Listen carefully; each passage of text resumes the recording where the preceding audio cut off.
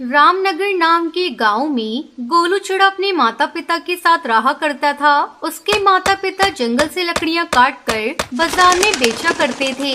लेकिन एक दिन जब गोलू के माता पिता जंगल में लकड़ियां काट रहे थे, तभी अचानक एक जहरीला सांप उन दोनों को डस लेता है।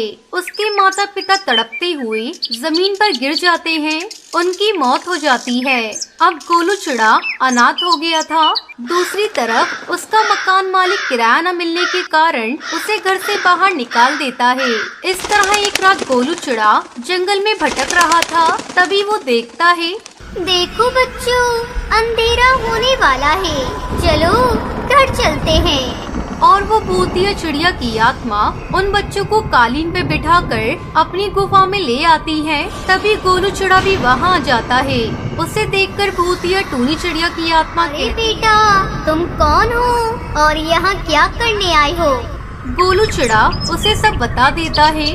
तुम सही जगह आए हो बेटा। हम 3 बहनें अनाथ बच्चों को पालते हैं और उन्हें हर तरह की सुविधा देते हैं। आज से तुम भी हमारे साथ रहोगे।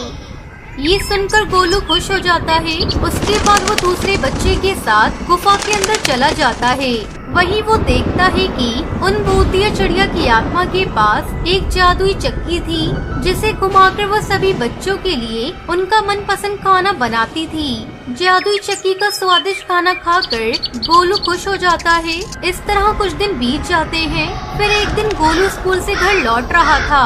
तभी रास्ते के किनारे उसे एक कौवा रोता हुआ दिखाई देता है। अरे तुम कौन हो और तुम्हारी ये हालत कैसे हुई, बताओ मुझे। मेरी सौतेली माँ ने मेरी पिटाई करके मुझे घर से बाहर निकाल दिया। अब मेरे पास रहने के लिए कोई जगह नहीं है।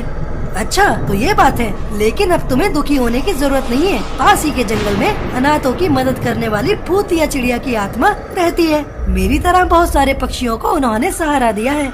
उसके बाद वो उसे भूतिया चिड़िया की आत्मा के पास ले आता है और उनके साथ रहने लगता है। लेकिन उसी रात वो कौवा अचानक गुफा में मौजूद जादुई चक्की को चुरा कर वहाँ से भाग जाता है। फिर अगली सुबह जादुई चक्की गायब देखकर तीनों भूतिया चिड़िया की आत्मा बिल्कुल हैरान हो जाती है।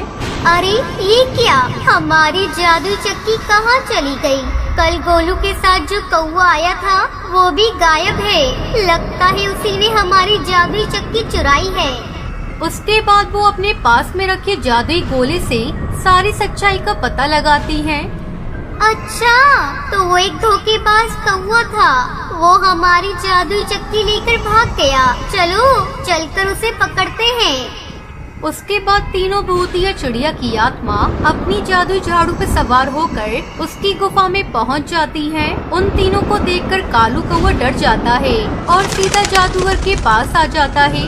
जादूगर, मेरे पीछे 3 भूतिया चिड़िया की आत्मा पड़ी है। मैंने उनकी गुफा से उनकी जादुई चक्की चुराई है। आप मुझे उनसे बचा लो, मैं आपको ये जादुई चक्की दे दूंगा। तभी वहाँ तीनों भूतिया चिड़िया की आत्मा आ जाती है। जादूगर, इस कौवे ने हमारे साथ धोखा करके हमारी जादुई चक्की चुराई है। हम जादुई चक्की से गरीब बच्चों का पेट भरते थे। दया करके हमें हमारी जादुई चक्की लौटा दीजिए। नहीं, अब ये जादुई चक्की मेरी है। तुम सब यहाँ से चली जाओ, वरना मैं तुम सबको तहखाने में बंद कर दूंगा। तभी वो जादूगर उन तीनों को रस्सियों से बांध देता है। फिर कुछ ही देर में उस रस्सी में आग लग जाती है। ये देखकर वो हैरान हो जाता है। दुष्ट जादूगर, तू हमारा कुछ नहीं बिगाड़ सकता। हमें वरदान मिला है कि कोई भी धोखेबाज और झूठे पक्षी हमारा कुछ नहीं बिगाड़ सकते। हम तुमसे यहाँ इंसाफ मांगने आए थे, लेकिन तू भी इस कौवे की तरह लालची और धोखेबाज निकला। अब इस कौवे के साथ साथ तुझे भी सजा मिलेगी। उसके बाद वो तीनों अपनी आंखों से आग प्रकट करके गुफा को जलाना शुरू कर देती हैं। ये देखकर जादूगर उनसे कहता है, बस करो, मैं अपने किए की माफी मांगता हूँ। दया करके इस आग को बुझाओ, वरना मेरी गुफा जलकर राख हो जाएगी। उन दोनों को गिड़गिड़ाता हुआ देखकर भूतिया चिड़िया की आत्मा को उन पर तरस आ जाता है। उसके बाद वो सभी आग को शांत कर देती हैं और अपनी जादुई चक्की उठाकर वापस अपनी गुफा में आ जाती हैं। इस तरह सब कुछ ठीक हो जाता है और तीनों भूतिया चिड़िया की आत्मा फिर से अनाथ बच्चों की परवरिश करते हुए हंसी खुशी अपना जीवन जीने लगती है।